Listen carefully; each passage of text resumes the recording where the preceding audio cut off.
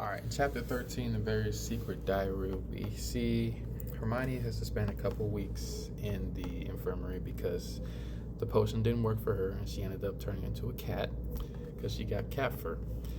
During those weeks, not too much happens except that the boys, Ron and Hermione, find a diary in the bathroom that Moaning Myrtle is in because someone apparently threw it at her and she was complaining, crying really hard because the diary got thrown at her. So Harry picked it up. I mean, there was nothing written in it, but Harry picked it up because he's had a feeling that he should pick it up. And so they go on.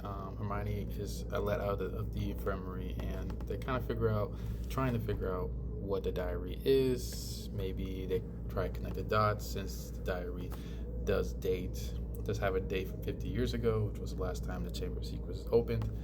And so Harry's trying to figure out how this diary, like if it makes sense, and he decides to write in it because he spilled ink all over it and the ink did not show up again later.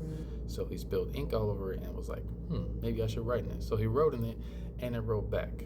So Thomas Riddle is the owner of this diary, and he writes back and Harry asks him a couple questions, and then Thomas says, do you want me to show you what happened 50 years ago? So he goes back, and the book ends up sucking him in and showing him the memory from Thomas's perspective. So he starts off with the old headmaster talking about the events of the Chamber of Secrets and that he shouldn't be poking around. So Thomas seemingly is like a Percy. Weasley was the head boy.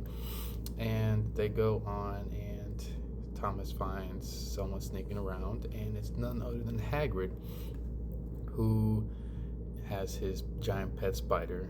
And then Harry comes out and tells Ron that Hagrid was the one that opened the Chamber of Secrets 50 years ago.